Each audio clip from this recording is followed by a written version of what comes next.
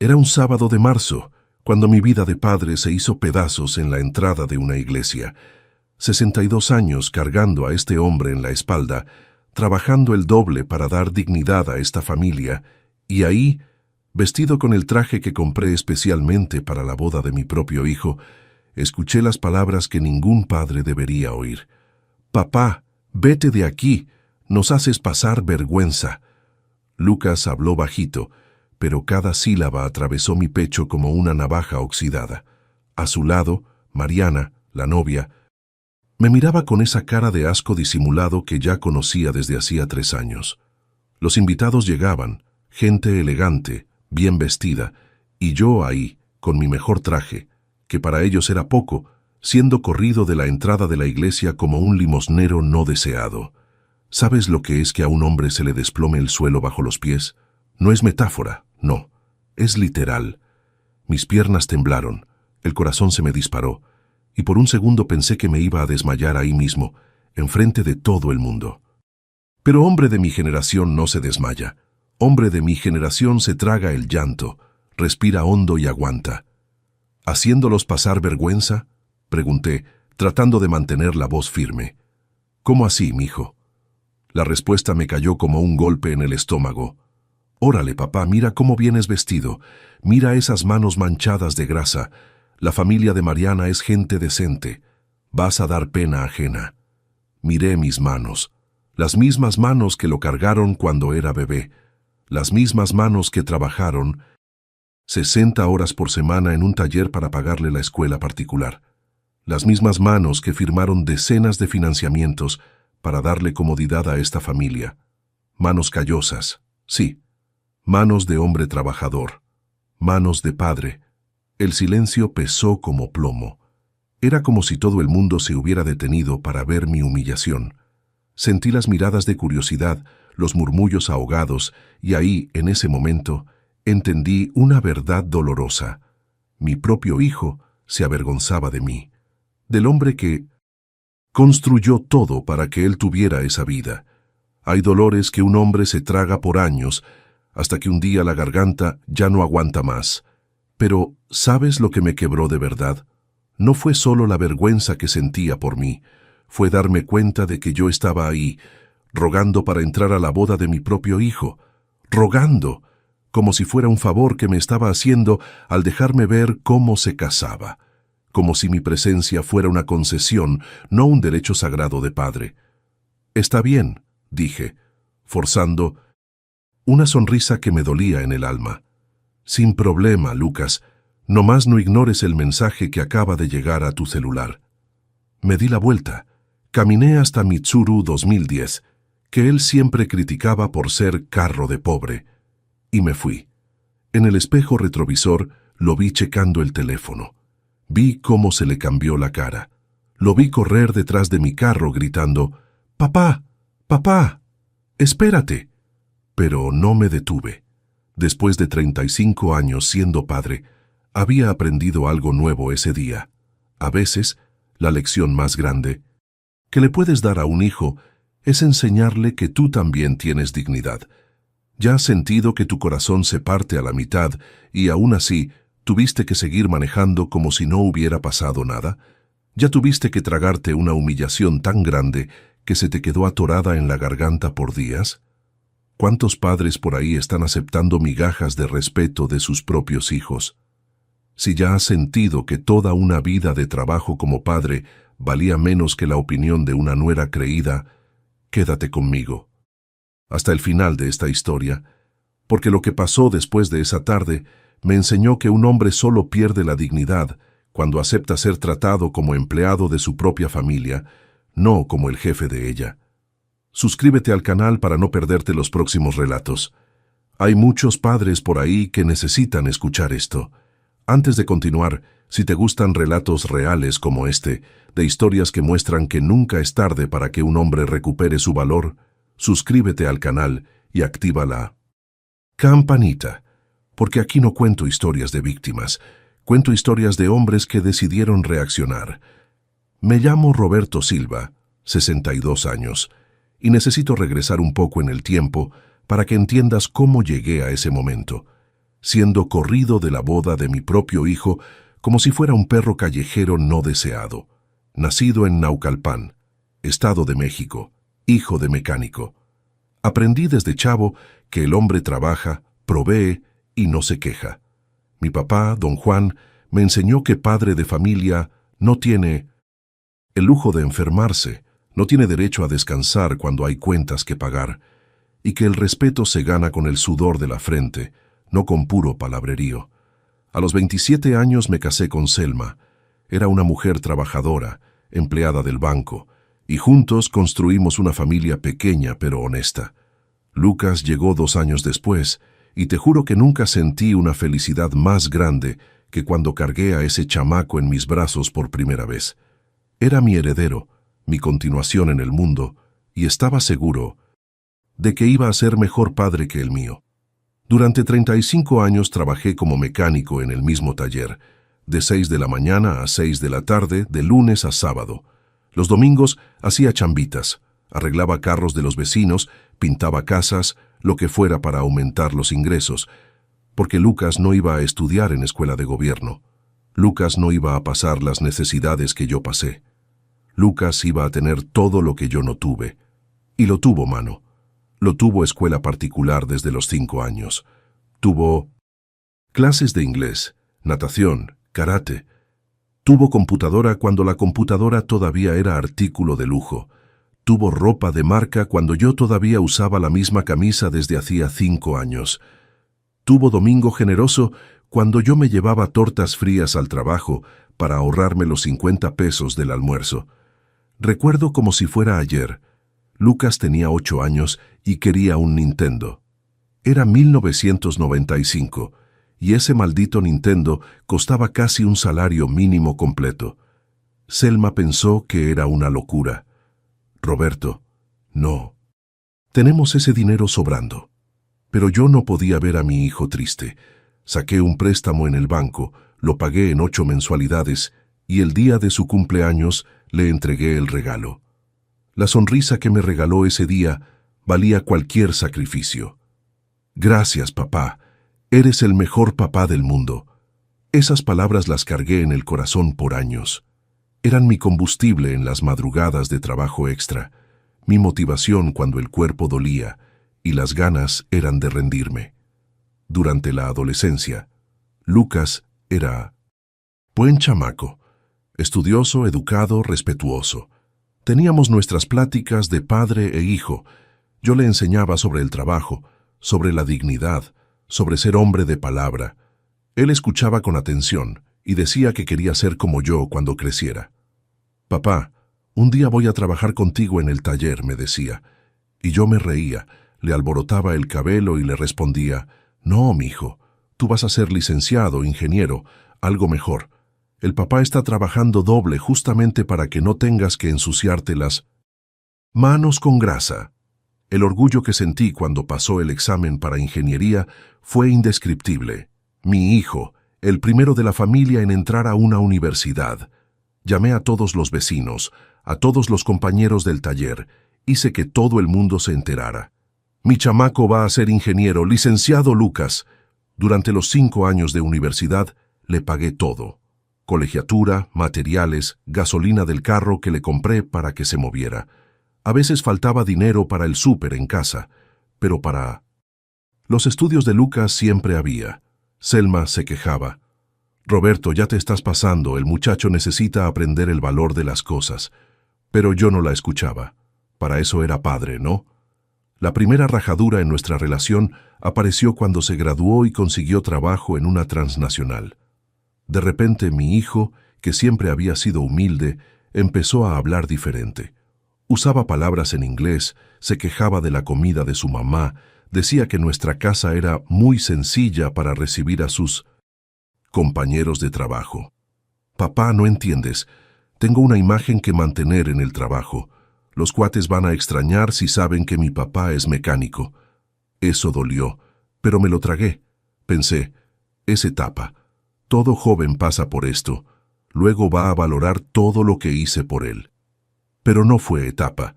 Fue el principio del fin de nuestra relación de padre e hijo. Las primeras banderas rojas empezaron sutiles, de esa manera que uno solo se da cuenta viendo hacia atrás. Lucas tenía 25 años, recién egresado, ganando bien, pero de vez en cuando llegaba a casa con el cuento de que andaba apretado a fin de mes. «Órale, papá, ¿me puedes prestar 500 pesos? No más hasta la semana que entra.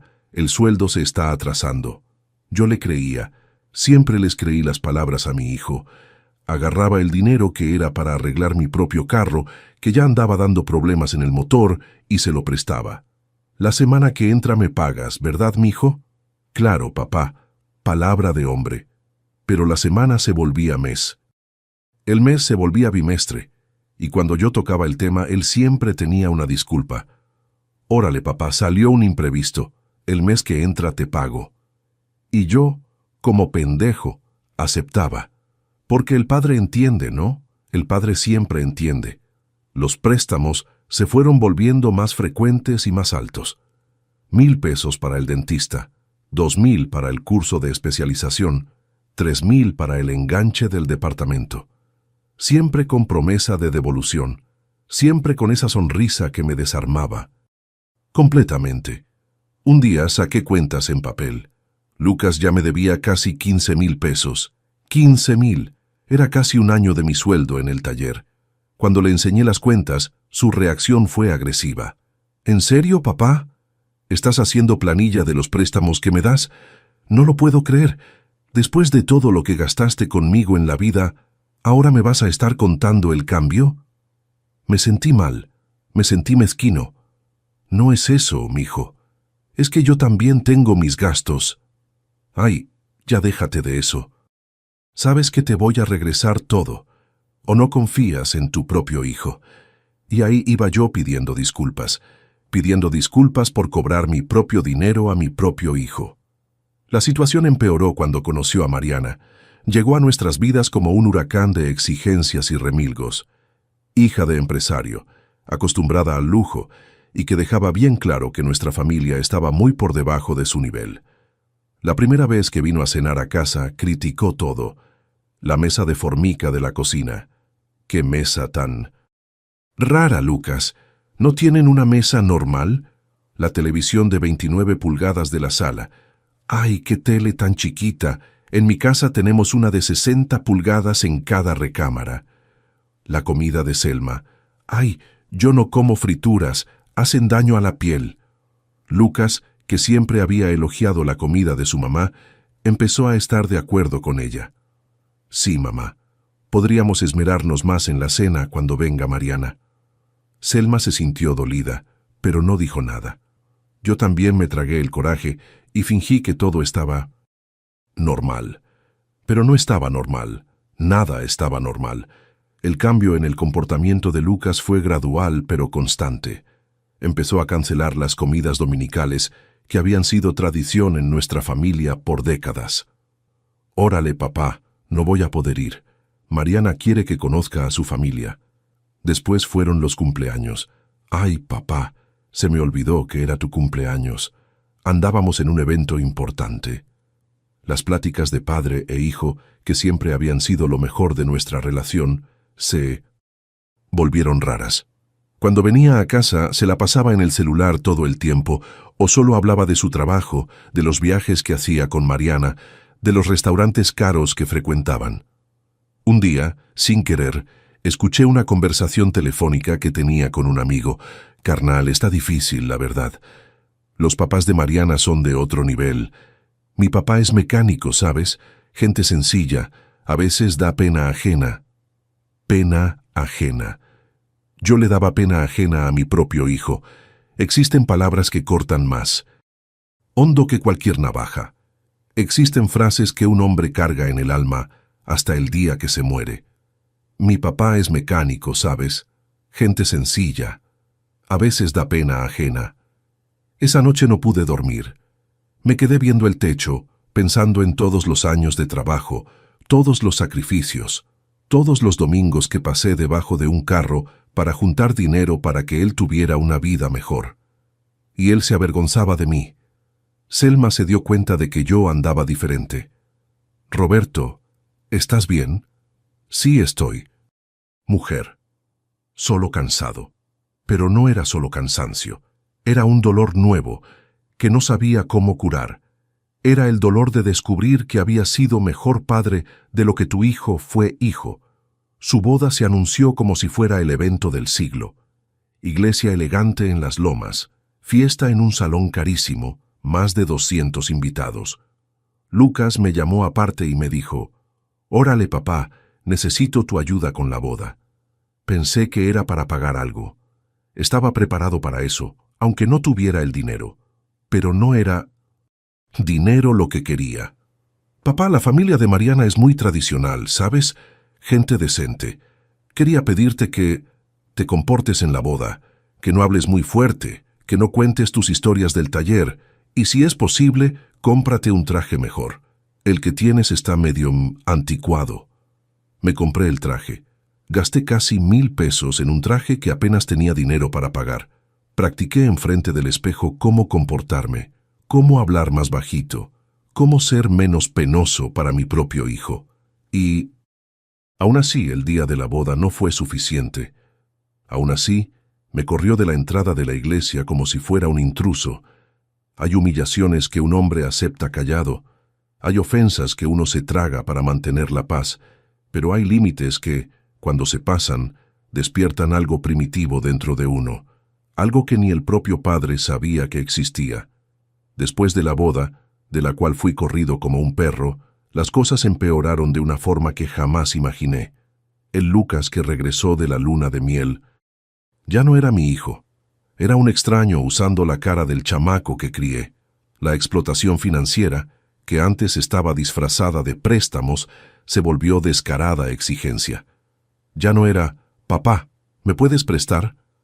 Ahora era, «Papá, necesito dinero para esto y aquello», como si yo estuviera obligado, como si fuera mi función mantenerlo para siempre. «Órale, papá, Mariana quiere cambiar el carro, necesito 20,000 para el enganche». 20,000. Era más de 2 años de mi sueldo. «Mijo, no tengo esa lana». «Ay, papá, échale ganas, saca un préstamo. Siempre te las has ingeniado». Y me las ingeniaba, mano, siempre me las ingeniaba. Empeñaba algo, sacaba préstamo en el banco, a veces hasta les pedía dinero prestado a los vecinos. Porque el padre no deja al hijo tirado, ¿verdad? Su departamento se volvió un hoyo sin fondo. Cada mes era algo. «Papá, necesito 5,000 para cambiar el sillón». «Papá, se descompuso el refri. Necesito 3,000 para comprar uno nuevo». «Papá, vamos a remodelar la cocina, son 15,000, pero puedes pagarlo a plazos».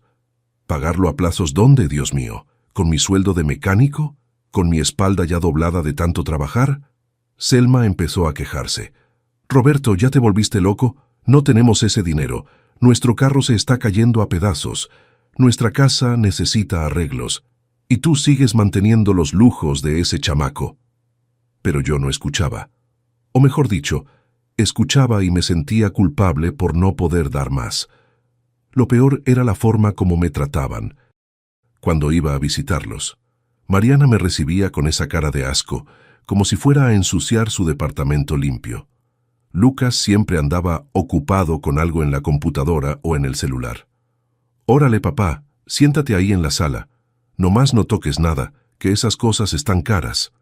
Me sentaba en la orillita del sillón, ese sillón de 5,000 pesos que yo pagué, como visita no deseada en la casa que ayudé a amueblar. Me quedaba ahí, callado, esperando alguna plática, algún cariño, algún reconocimiento.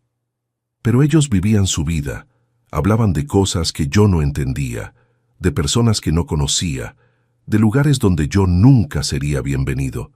Una vez llegué y estaban organizando una fiesta. Mesa bonita, comida cara, bebida importada. Me emocioné. «Qué bueno, mijo, ¿qué fiesta es esta? ¿Cumpleaños de quién?» «Ay, papá, es una cena para los compañeros de Mariana, gente de su trabajo. ¿Puedo quedarme? Quiero conocer a sus amigos». El silencio que siguió fue penoso. Lucas y Mariana se miraron y ella fue directa. «Roberto, mejor no te quedes. Es Es un ambiente diferente al que estás acostumbrado. Ambiente diferente. Yo no era adecuado para el ambiente que mi dinero ayudó a crear. Salí de ahí con el corazón hecho pedazos. Manejé hasta el taller, aunque fuera domingo, y me quedé ahí solo arreglando motores porque era el único lugar donde todavía me sentía útil, donde todavía sabía quién era. La soledad de hombre mayor es algo específico, diferente de cualquier otra. Soledad. No es solo estar solo, es estar rodeado de gente que criaste, que amaste, que mantuviste, y aún así sentirte completamente aislado. Es darte cuenta de que te convertiste en cajero automático con piernas, no en padre. Selma empezó a enfermarse.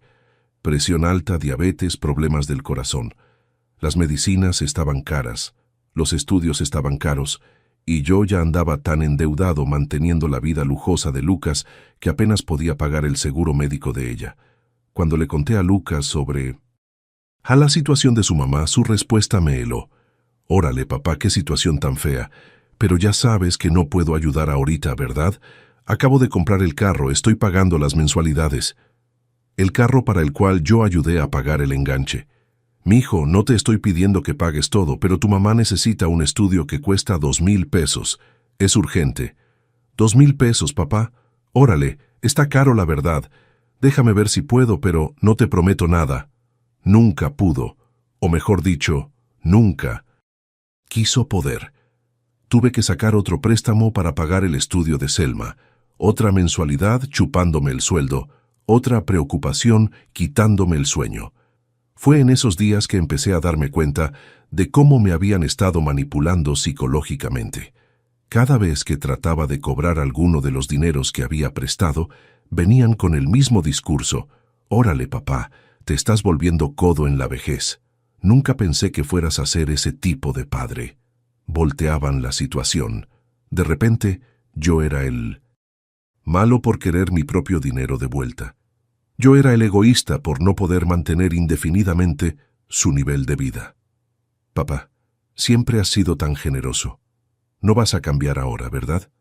Además, algún día todo va a ser nuestro de todos modos. Algún día todo va a ser nuestro de todos modos. Como si yo ya estuviera muerto.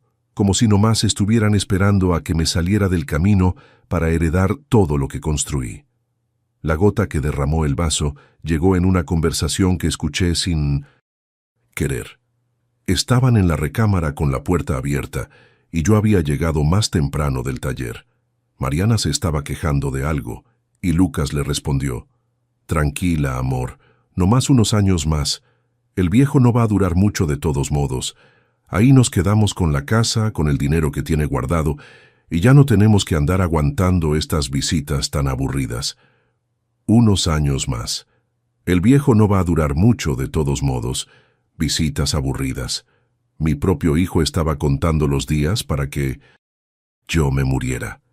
En ese momento, sentado en la sala de la casa que yo pagué, escuchando a mi hijo y a mi nuera planear mi muerte, algo dentro de mí se murió primero. No fue coraje lo que sentí. Fue algo peor. Fue alivio. Alivio por finalmente entender que no tenía un hijo.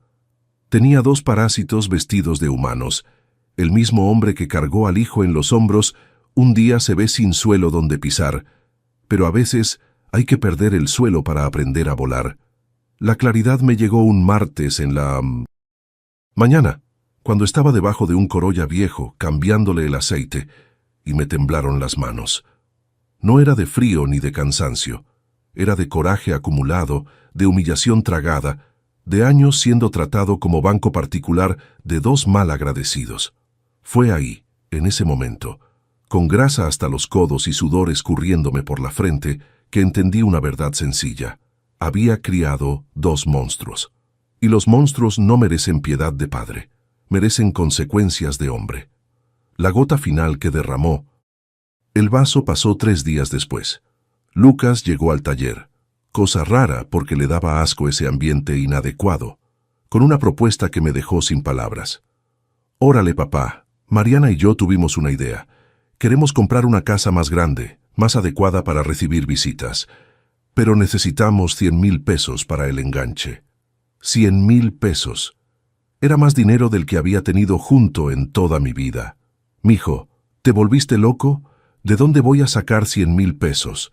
Su respuesta fue lo más frío que había escuchado en mi vida. «Pues papá, tienes la casa. Puedes hacer un préstamo usando la casa de garantía. O mejor todavía, puedes vender y venirte a vivir con nosotros. Sería bueno para todos». Vender mi casa. La casa que construí ladrillo por ladrillo los domingos. La casa donde crié a mi hijo, donde viví con Selma por 35 años, donde estaba toda mi historia de hombre trabajador. ¿Y si no puedo pagar el préstamo, mijo? Voy a perder mi casa. Ay, papá, no seas negativo. Pagamos juntos. Somos familia, ¿no? Familia. Qué broma tan amarga. Esa noche no pude dormir. Me quedé en el patio, fumando. Vicio que había dejado hace 10 años, pero regresó en esas semanas, pensando en todo lo que había pasado, en todas las señales que ignoré, todas las humillaciones que me tragué, todo el dinero que tiré manteniendo la ingratitud de 2 personas que no merecían ni el aire que respiraban. Fue cuando se me ocurrió una idea. El jueves fui al banco y platiqué con el gerente, don Miguel, que me conocía desde hacía 15 años. Le conté parte de la situación, sin entrar en detalles familiares, y le pregunté sobre mis opciones financieras. «Roberto, tienes una jubilación buena, tu casa está pagada, tienes una lanita guardada en el ahorro. La verdad, estás en una situación financiera mucho mejor de lo que te imaginas». Era cierto. Durante años trabajando doble, viviendo siempre apretado para mantener los lujos de Lucas, nunca me había puesto a calcular mi patrimonio real. La casa estaba evaluada en 280,000 pesos. El ahorro tenía 45,000. La jubilación era de 2 salarios mínimos. No era riqueza, pero era dignidad. ¿Y si yo quisiera liquidar todo y empezar de nuevo en otro lugar, se podría?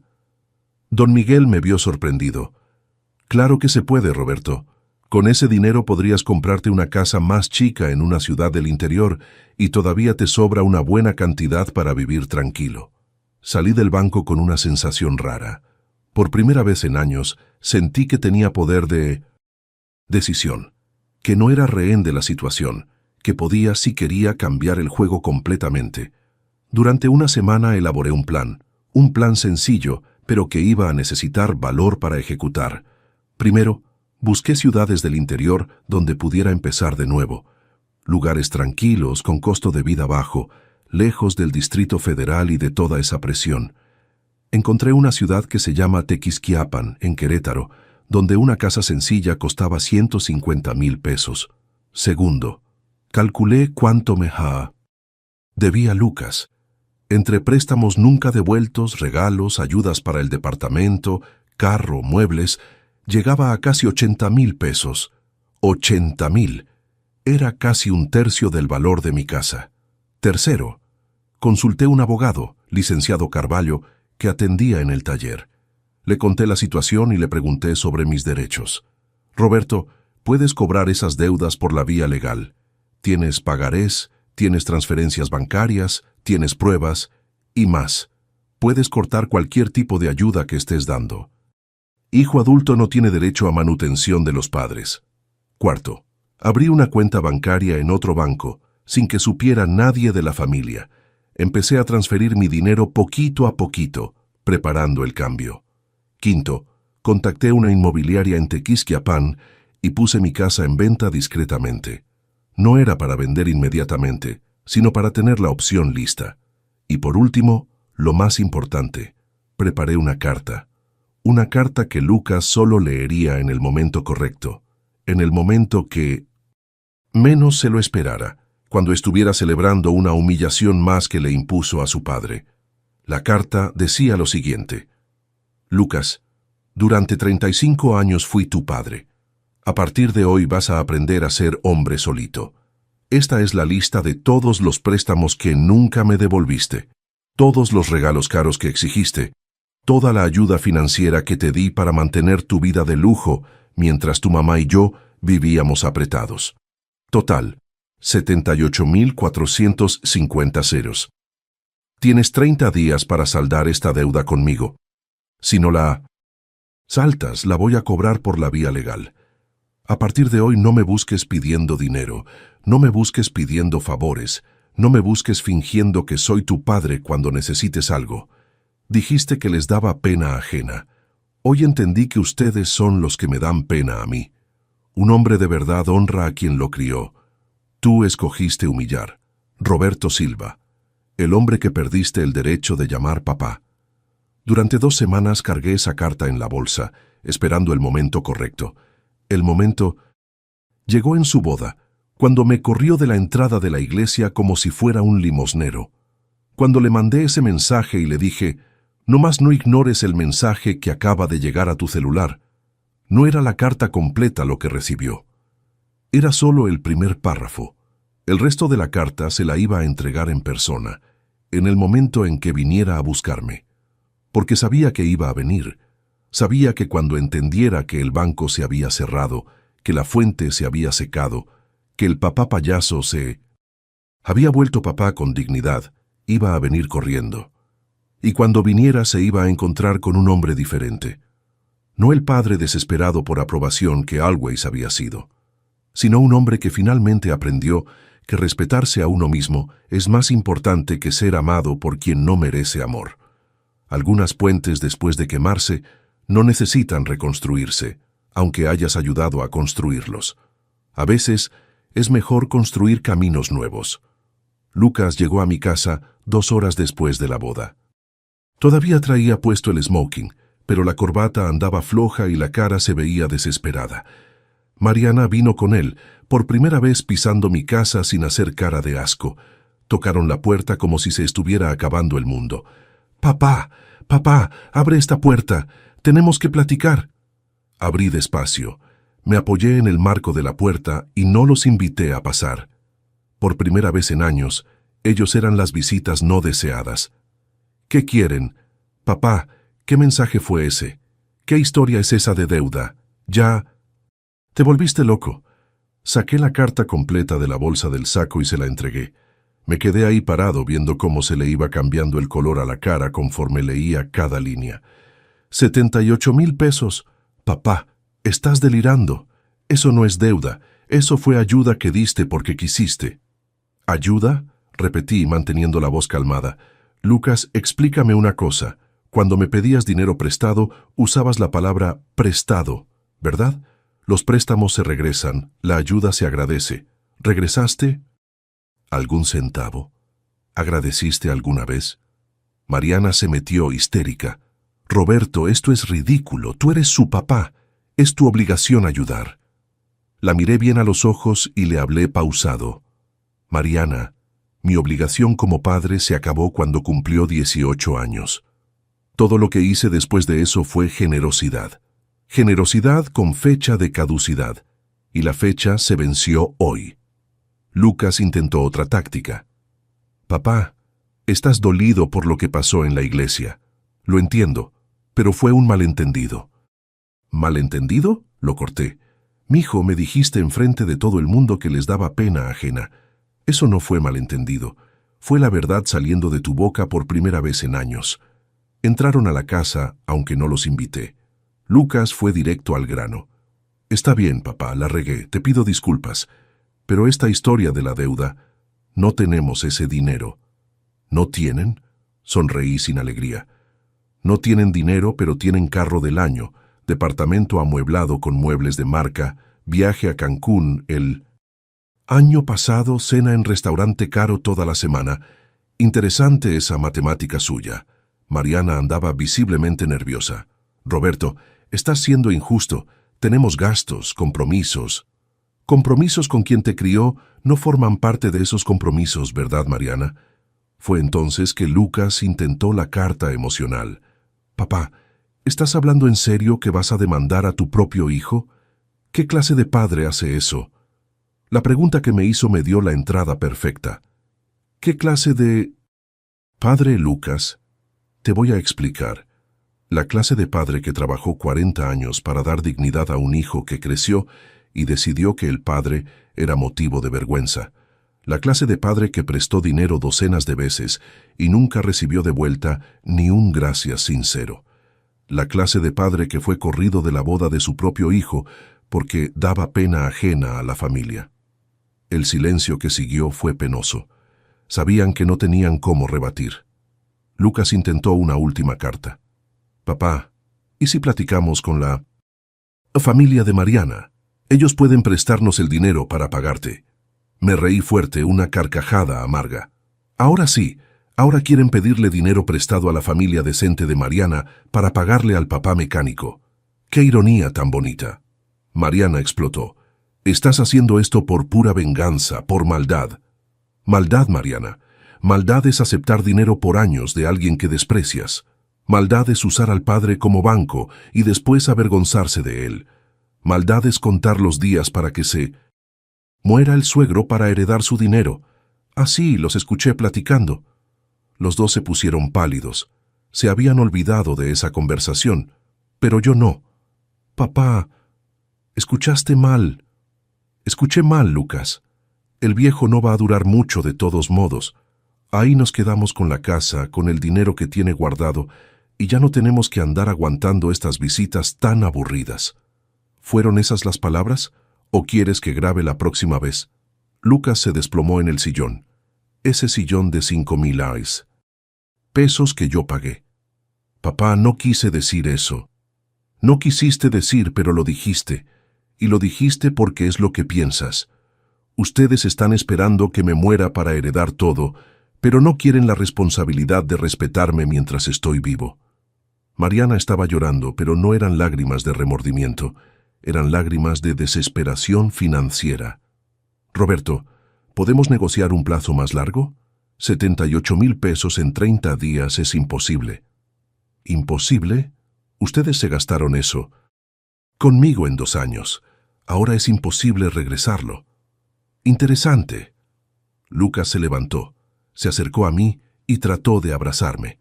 Me eché para atrás. Papá, por favor, tenemos que resolver esto en familia. ¿Familia? Lo miré a los ojos. Lucas, familia es quien te apoya cuando necesitas, no quien te explota cuando puede. Familia es quien te honra, no quien se avergüenza de ti. Ustedes no son mi familia. Ustedes son 2 aprovechados que tuvieron la mala suerte de escoger a la víctima equivocada. Salieron de mi casa esa noche derrotados, sin el dinero que venían a buscar, sin el perdón que esperaban conseguir con lágrimas falsas, y sin la certeza de que seguirían manteniendo la vida de lujo a costillas del papá payaso. En los días siguientes intentaron varias tácticas. Lucas llamaba llorando, diciendo que había aprendido la lección. Mariana mandaba mensajes largos pidiendo disculpas y prometiendo cambio. Hasta la mamá de ella llamó, tratando de mediar la situación, pero no cedí. Por primera vez en la vida mantuve una decisión que tomé pensando en mi bienestar, no en el de ellos. La presión financiera empezó a hacer efecto rápidamente. Sin mi ayuda mensual disfrazada de préstamos, tuvieron que recortar gastos drásticamente. El carro del año se vendió, las cenas caras se acabaron, corrieron a la empleada. 2 semanas después, Lucas llegó al taller. Andaba diferente, más flaco, ojeras, ropa arrugada. Papá, andamos desesperados. Mariana está teniendo crisis de pánico. Ustedes destruyeron nuestro matrimonio. Ustedes destruyeron nuestra relación de padre e hijo primero, Lucas. Ahora es pura consecuencia.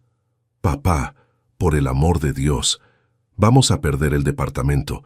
No podemos pagar las mensualidades sin tu ayuda. Dejé lo que estaba haciendo. Me quité las manos de la grasa y lo miré bien. Lucas, durante 35 años de tu vida, yo nunca perdí una mensualidad, nunca atrasé una cuenta, nunca dejé que faltara nada en casa. ¿Sabes por qué? Porque trabajaba. Ahora te toca a ti. Salió del taller llorando. Por primera vez en años vi a mi hijo llorar.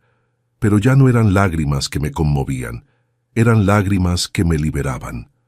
Los primeros días después del enfrentamiento fueron raros. Despertaba en la mañana y por algunos segundos se me olvidaba que mi vida había cambiado completamente. Entonces me acordaba. Ya no era el papá payaso, era Roberto Silva, 62 años, hombre libre. La sensación de libertad daba miedo. Durante 35 años mi rutina giraba alrededor de dar gusto a mi hijo, de conseguir dinero para sus caprichos, de tragarme humillaciones para mantener la paz familiar. Ahora, por primera vez desde que nació Lucas, podía pensar en mí. Los primeros días tuve que luchar contra la culpa.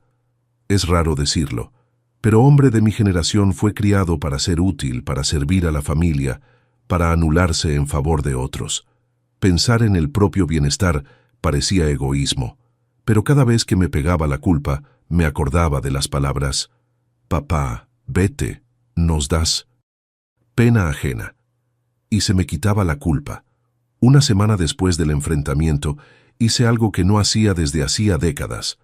Desperté un sábado sin compromiso con nadie. No tenía que llevar dinero para Lucas, no tenía que aguantar los comentarios ácidos de Mariana, no tenía que fingir que todo estaba bien. Fui a desayunar a un lugar por el que siempre había pasado, pero nunca había entrado. Una cafetería pequeña en el centro de la ciudad, frecuentada por jubilados que jugaban dominó y platicaban de fútbol. Fue ahí donde conocí a don Juan Carlos, 68 años, jubilado de la construcción. Hombre sencillo, trabajador, que también tenía una historia complicada con los hijos. «Hermano», me dijo cuando le conté resumidamente mi situación, «tardaste, pero despertaste. Yo pasé por lo mismo hace 5 años. Mi hijo pensaba que yo estaba obligado a mantenerlo hasta que me muriera». «¿Y cómo lo resolviste?» «Sencillo. Dejé de dar dinero, dejé de aceptar groserías y empecé a vivir para mí. Hoy me respeta porque aprendió que el papá no es tapete». Esas palabras tuvieron más sentido que cualquier consejo que había recibido en la vida. Don Juan Carlos me presentó a su grupo. Eran 6 hombres, todos jubilados, todos con historias parecidas, hijos que explotaron, nueras que destrataron, años de vida desperdiciados tratando de dar gusto a quien no merecía gusto. «Nos juntamos aquí todas las mañanas», me explicó don Antonio, ex chofer de camión. «Jugamos dominó, platicamos, salimos a pescar. De vez en cuando. Vida sencilla, pero vida nuestra». Empecé a frecuentar el grupo. Por primera vez en décadas tenía amigos de verdad, hombres que me respetaban por lo que era, no por lo que podía dar. Conversaciones sinceras sobre trabajo, fútbol, política, vida, sin manipulación, sin segundas intenciones. Fue don Benito, ex empleado del ayuntamiento, quien me dio la idea que cambió todo. «Roberto, ¿ya pensaste en mudarte? Empezar una vida nueva en una ciudad más chica. Con el dinero que tienes, puedes vivir bien tranquilo lejos de todo este relajo». La idea de Tequisquiapan, que había investigado durante mi planeación, me volvió a la mente. 3 semanas después del enfrentamiento, agarré mi Tsuru 2010, ese que Lucas decía que era carro de pobre, y fui a conocer Tequisquiapan, ciudad pequeña, 35,000 habitantes, interior de Querétaro, 2 horas de viaje del DF. Fue amor a primera vista. Calles arboladas, casas sencillas, gente educada. El ritmo era otro, no había tráfico. Caótico, no había presión constante, no había hijos ingratos cobrando dinero cada semana. Visité la casa que había visto por internet, 3 recámaras, patio grande, cochera para 2 carros, sencilla, pero acogedora. El dueño, don Marcos, era un señor simpático que estaba vendiendo para irse a vivir con la hija en la capital. «La casa está buena, jefe. La construí hace 20 años con mis propias manos. Nomás la vendo porque mi hija insiste en que me vaya a vivir cerca de los nietos». Cerramos. Trato en el momento. 150,000 pesos de contado. Me iban a sobrar más de 100,000 pesos en el ahorro para vivir tranquilamente. Regresé al DF decidido. Era hora de cambiar de vida completamente. La reacción de Selma fue complicada. Entendía mi decisión, pero le daba miedo el cambio. «Roberto, ¿estás seguro? ¿Dejar todo atrás a los 62 años?» «Selma, ¿qué todo es ese? ¿El hijo que se avergüenza de nosotros? ¿Las deudas para mantener lujos de otros?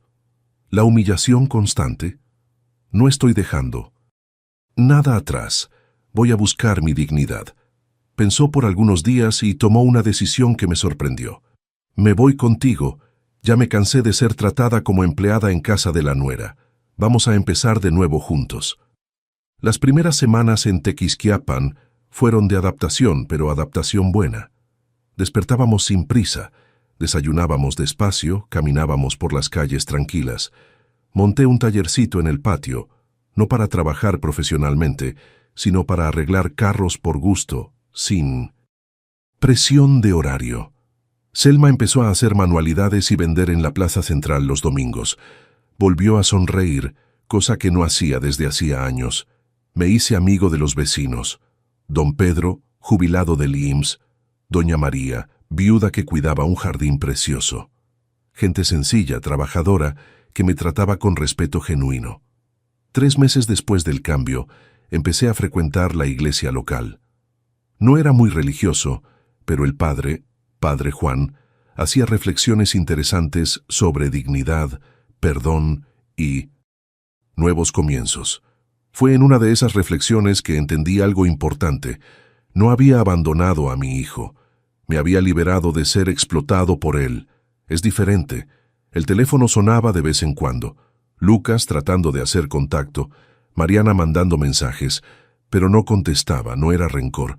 Era protección.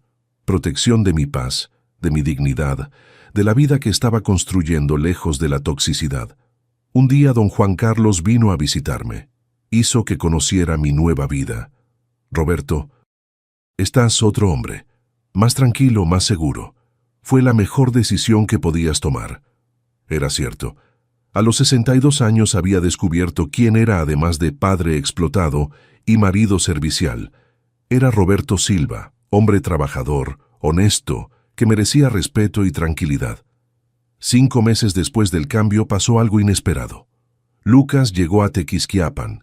Llegó un domingo en la tarde, manejando un carro usado, no el carro del año que había vendido, flaco, con aspecto cansado. Tocó la puerta de mi casa nueva como quien pide permiso para entrar a su propia vida. «¿Papá?» Abrí la puerta, pero no lo invité a pasar inmediatamente. Nos quedamos viéndonos por algunos segundos. «¿Cómo me encontraste?» «Les pregunté a tus amigos de la cafetería. Me dieron la dirección. Me fijé que dijo tus amigos, no nuestros conocidos, no esa gente. Había respeto en la voz. ¿Qué quieres, Lucas? Quiero platicar. Quiero pedirte disculpas de verdad y quiero conocer a mi papá». Conocer al papá. Interesante la forma como lo puso. Lo invité a pasar. Selma preparó café, siempre fue demasiado buena para su propio bien, y nos sentamos en la sala sencilla de la casa nueva. Lucas vio alrededor con curiosidad, no con desprecio. «La casa está bonita, papá, acogedora. Es sencilla, pero es nuestra. Comprada con dinero limpio, sin deber favor a nadie», entendió la indirecta. «Papá, vine aquí para decir la verdad. Todo lo que dijiste estaba correcto. Fui un hijo de la chingada. Te exploté, falte al respeto. Me avergoncé de quien me crió y perdí al mejor hombre que conocí en la vida». Eran palabras que esperaba desde hacía años, pero que ahora ya no me causaban alivio, me causaban precaución. «Lucas, puedes decir todo eso porque ahora me necesitas por algún motivo o porque realmente entendiste el error». Su respuesta me sorprendió. «Papá, lo perdí todo. Departamento, carro, matrimonio. Mariana me dejó cuando vio que ya no había dinero fácil. Estoy viviendo en un cuarto rentado, trabajando en una empresa chica, ganando la tercera parte de lo que ganaba antes. Esperé que siguiera. ¿Y sabes qué descubrí? Que no sabía vivir sin explotarte, que nunca aprendí a ser hombre de verdad, porque siempre tuve un papá que me resolvía todo. ¿Era honestidad o manipulación nueva? Solo el tiempo lo diría. Lucas, ¿qué quieres de mí? Quiero una oportunidad de conocer a mi papá, de aprender de ti a ser hombre derecho. No quiero dinero, no quiero ayuda financiera. Quiero aprender a tener dignidad como tú tienes». Miré a ese hombre de 35 años, mi hijo, y vi por primera vez en décadas algo parecido a humildad genuina. «Está bien», dije después de un silencio largo. «Puedes venir a visitarme de vez en cuando, pero con condiciones». «¿Qué condiciones?» «Primera, nunca más me pidas dinero prestado, ni un peso. Segunda, si vienes aquí, vas a tratar a tu mamá y a mí con respeto total. Tercera, si me doy cuenta de que es manipulación otra vez, pierdes el derecho de llamarme papá». Definitivamente. Estuvo de acuerdo con las 3 condiciones. En los 6 meses siguientes, Lucas vino a visitarme una vez por mes. Platicábamos sobre trabajo, sobre vida, sobre responsabilidades de hombre adulto. Me contaba de las dificultades que estaba enfrentando y yo le daba consejos, pero no dinero. Despacio, muy despacio, empezamos a construir una relación nueva. No de padre explotado e hijo explotador, sino de hombre experimentado enseñando a hombre más joven a tener dignidad. No era lo mismo de antes.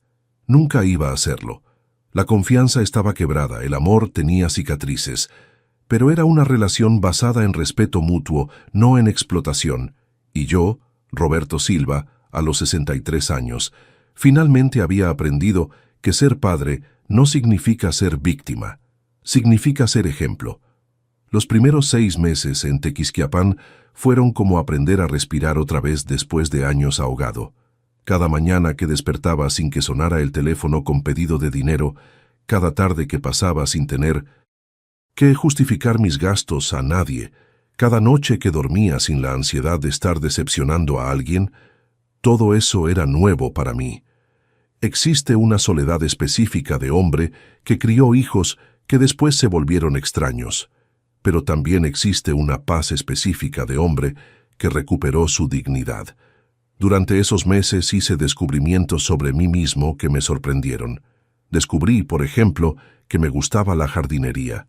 Nunca había tenido tiempo para eso, siempre corriendo tras dinero, para mantener los caprichos de otros. Ahora, con las manos en la tierra, sembrando jitomates y chiles en el patio, sentía una satisfacción que no experimentaba desde hacía décadas. «Roberto, tienes mano para esto», dijo doña María, mi vecina, viendo mi pequeño huerto florecer. «¿Ya pensaste en sembrar flores también?» Y sembré. Rosas, crisantemos, girasoles, cosas que siempre pensé que eran bobadas de jubilado. Ahora entendía que no eran bobadas. Era vida sucediendo al ritmo correcto, sin presión, sin cobranzas. Descubrí también que tenía talento para arreglar cosas además de carros. El vecino don Pedro trajo un radio antiguo descompuesto. «Roberto, tú que entiendes de electrónicos, échale un ojo a esto». Pasé toda la tarde desarmando, limpiando, soldando alambres pequeños. Cuando el radio volvió a funcionar, la satisfacción fue inmensa. No por la pequeña cantidad que don Pedro insistió en pagarme, sino por sentirme útil sin ser explotado. Poquito a poco me volví el todólogo de la calle. Refrigerador con problemas, ventilador ruidoso, llave que goteaba. Todo el mundo venía a pedir ayuda, y yo ayudaba con gusto, porque era mi elección, no obligación impuesta por chantaje emocional. «¿Cuánto te debo, Roberto?», preguntaban. «No me debes nada, entre vecinos nos ayudamos». Y realmente no cobraba nada, porque no necesitaba. Mi jubilación cubría mis gastos tranquilamente, y el dinero de la venta de la casa me daba seguridad total. Fue durante esos meses que empecé a entender la diferencia entre ser útil y ser usado. Cuando ayudaba a los vecinos, recibía gratitud genuina, invitaciones a comidas, conversaciones sinceras en la banqueta. Cuando ayudaba a mi hijo, recibía cobranzas por más ayuda y críticas si la ayuda no era suficiente. Una tarde, trabajando en el tallercito improvisado del patio, tuve un recuerdo vívido de los tiempos en que Lucas era pequeño. Debía tener unos 7 años y le encantaba quedarse conmigo en el taller, haciendo preguntas sobre cada herramienta, queriendo ayudar a sostener el desarmador. «Papá, cuando crezca voy a ser mecánico igual que tú». «No, mijo», le respondía, alborotándole el pelo. Tú vas a ser licenciado, ingeniero, algo mejor. Ahora, solo en mi pequeño taller, entendí el error. No debía haber rechazado su admiración por mi trabajo. Debía haberle enseñado que ser mecánico, ser trabajador manual, ser hombre honesto que vive del sudor de su frente, es digno. Mucho más digno que ser ingeniero parásito que vive chupando al papá. A lo mejor si hubiera tenido orgullo de mi profesión enfrente de él habría aprendido a tener orgullo de mí también, pero no servía quedarse rumiando el pasado. El presente era mío, y estaba construyendo algo nuevo. Durante esos meses, Selma también floreció. Ella, que siempre fue reservada, tímida, empezó a soltarse, y su amistad con las vecinas, empezó a participar en el grupo de manualidades de la iglesia, hasta se metió al coro de la tercera edad. Roberto, hace tiempo que no te veo tan tranquila, le comenté una noche, viéndola bordar en el patio. Es que aquí nadie me trata como empleada, me respondió. Las amigas me preguntan mi opinión sobre las cosas, me invitan a salir, me respetan. Hacía tiempo que se me había olvidado cómo se siente ser tratada como gente. Esto me hizo reflexionar sobre cuántas cosas malas acepta uno como normales cuando vive en ambiente tóxico. Selma siempre fue una mujer inteligente, pero en la convivencia con Lucas y Mariana se había vuelto prácticamente empleada doméstica no pagada. Aquí, lejos de ellos, volvió a ser la mujer con la que me casé hace 35 años. Fue en el cuarto mes en Tequisquiapan que recibí una llamada inesperada. Era don Miguel, el gerente del banco del DF. «Roberto, ¿cómo estás? Supe que te mudaste». «Estoy bien, don Miguel. Muy bien. Mira, te hablo porque llegó aquí una situación rara. Tu hijo vino al banco queriendo información sobre tus cuentas, tus inversiones. Dijo que andabas con problemas mentales, que necesitaba ayudar a administrar tu dinero». Me hirvió la sangre. ¿Problemas mentales? Claro que no le pasé información nada, pero pensé que debía saberlo. Lucas estaba tratando de declararme incapaz para tener acceso a mi dinero. La situación era más grave de lo que imaginaba. «Don Miguel, quiero transferir todo mi dinero a otro banco y quiero hacer un testamento bien específico». «Sin problemas, Roberto. ¿Programamos?» Esa semana fui al DF a resolver esas cuestiones. Transferí todo el dinero a un banco en Tequisquiapan. Hice un testamento detallado dejándole todo a Selma, con cláusulas bien específicas sobre Lucas, y aproveché para visitar a mis antiguos amigos de la cafetería. «Roberto, estás otro hombre», dijo don Juan Carlos. «Más fuerte, más seguro. Fue la mejor decisión de tu vida». Así fue. Nomás me arrepiento de no haberla tomado antes. Nunca es tarde para que un hombre recupere su dignidad. Durante esos meses, Lucas intentó contacto varias veces. Llamadas, mensajes, hasta mandó una carta por correo. Yo leía todo pero no respondía. No era crueldad, era protección de mi paz mental. En una de las cartas escribía: «Papá, por favor, perdóname. Sé que la regué, pero no me puedes abandonar así. Soy tu hijo». Guardé la carta en un cajón y pensé: «Eres mi hijo, Lucas, pero yo no soy tu fuente de ingresos, y hasta que entiendas la diferencia, no tenemos de qué platicar». Lo interesante era que, mientras más distante me quedaba de esa toxicidad, más claro veía los patrones de manipulación que había sufrido durante años. Lucas nunca llamaba para saber cómo estaba, solo llamaba cuando necesitaba algo. Las visitas a nuestra casa nunca fueron por nostalgia, fueron por interés. Los regalos de cumpleaños y Día del Padre siempre fueron simbólicos, baratos, mientras yo me gastaba fortunas en sus regalos. ¿Cómo estuve ciego tanto tiempo? Fue en el 6º mes que algo cambió. Recibí una llamada de una mujer que se presentó como Regina, ex compañera de trabajo de Lucas. «Señor Roberto, disculpe que le hable así. Conseguí su número con mucho trabajo. Necesitaba hablar con usted sobre su hijo». «¿Qué tiene Lucas?» «Señor, trabajé con él por 3 años. Siempre supe que no servía. Pero ahora anda esparciendo en la empresa que usted está senil, que le robó dinero. que lo abandonó sin motivo. Está tratando de conseguir lástima de los compañeros para que le presten dinero. Me hirvió la sangre otra vez. No bastaba haberme explotado durante años. Ahora estaba destruyendo mi reputación para conseguir dinero de terceros.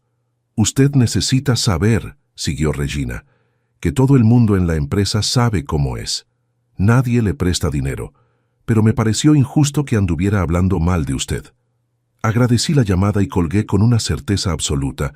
Había tomado la decisión correcta. Ese hombre ya no era mi hijo. Era un extraño peligroso que por casualidad llevaba mi apellido. Esa noche escribí en mi diario. Sí, había empezado a escribir un diario a los 62 años. Hoy entendí que perdí a mi hijo hace mucho tiempo, el chamaco que crié, que jugaba en el taller, que decía que quería ser igual al papá. Ese chamaco se murió en algún momento de la adolescencia. En su lugar, nació un parásito. No puedo llorar por la muerte de quien ya no existía desde hacía años. Algunas puentes después de quemarse no necesitan reconstruirse, aunque hayas ayudado a construirlos. Los días siguientes fueron de una paz rara, como si un peso invisible se hubiera quitado de mis hombros. Ya no era el papá del Lucas que robaba dinero, versión que él esparcía. Era Roberto Silva, hombre honesto que vivía en Tequisquiapan y tenía una vida digna. Empecé a frecuentar el grupo de la tercera edad del pueblo. Viajes de un día a pueblos vecinos, comidas colectivas, fiestas sencillas. Cosas que nunca había hecho porque siempre andaba trabajando para mantener la vida de otros. En uno de esos viajes fuimos a conocer una cascada en la región. Estar ahí con el agua helada golpeando los pies, escuchando el ruido de la naturaleza, platicando con personas que me respetaban por lo que era, no por lo que podía dar, eso era felicidad real. Roberto, dijo doña Eunice, viuda jubilada que andaba en el grupo, pareces un hombre renacido. Y era exactamente eso. A los 62 años había renacido. Hoy, 2 años después de ese sábado de marzo que cambió mi vida, despierto todos los días a las 6 de la mañana, no porque necesite trabajar para mantener ingratitud ajena, sino porque escojo vivir cada día con propósito. Mi rutina es sencilla, pero es mía. Desayuno con Selma, caminata por la plaza central de Tequisquiapan, taller en el patio arreglando motores por gusto, comida sin prisa, tarde jugando dominó con los amigos, cena en casa viendo televisión sin que nadie se queje de la programación. ¿Vida sencilla? Sí. ¿Vida digna? Mucho. Lucas sigue viniendo a visitarme una vez por mes. Ha cambiado bastante. Trabaja en una empresa pequeña, gana menos que antes, pero paga sus propias cuentas. Rentó un departamento chico, se compró un carro usado, vive dentro de sus posibilidades. Está aprendiendo, a los 35 años, a ser hombre independiente. La relación entre nosotros todavía está en construcción. Hay pláticas buenas, hay momentos de cariño genuino, pero también está la precaución de quien ya fue traicionado antes.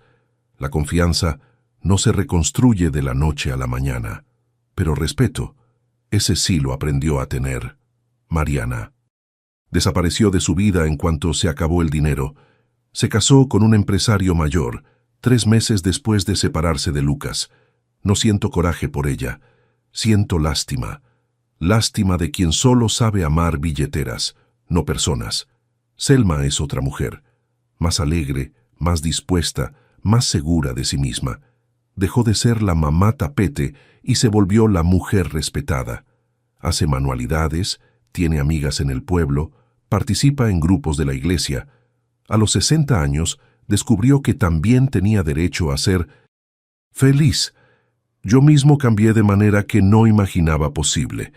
Físicamente bajé 10 kilos, dejé de fumar otra vez, empecé a cuidarme mejor la salud. Emocionalmente, me volví otra persona, más seguro, más tranquilo, más consciente de mi valor. Aprendí cosas importantes sobre ser hombre, sobre ser padre, sobre ser respetado. Primero, papá no es banco, papá es ejemplo.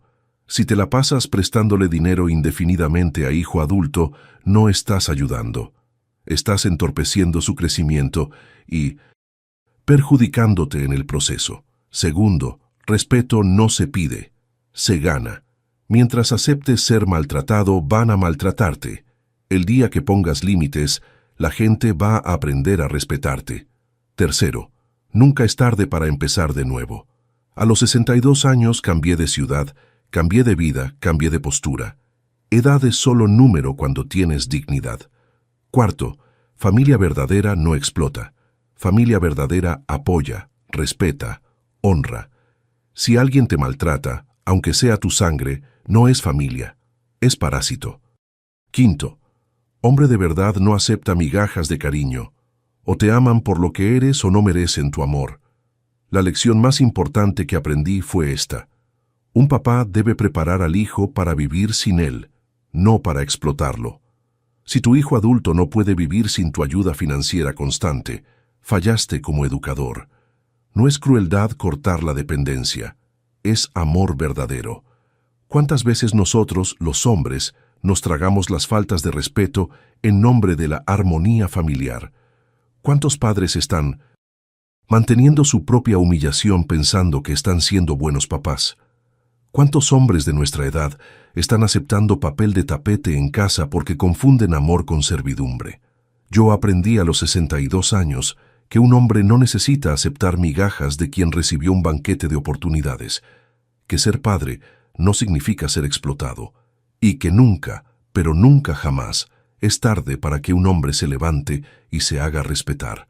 Si mi historia como padre te tocó el corazón, quiero saber de dónde me estás viendo.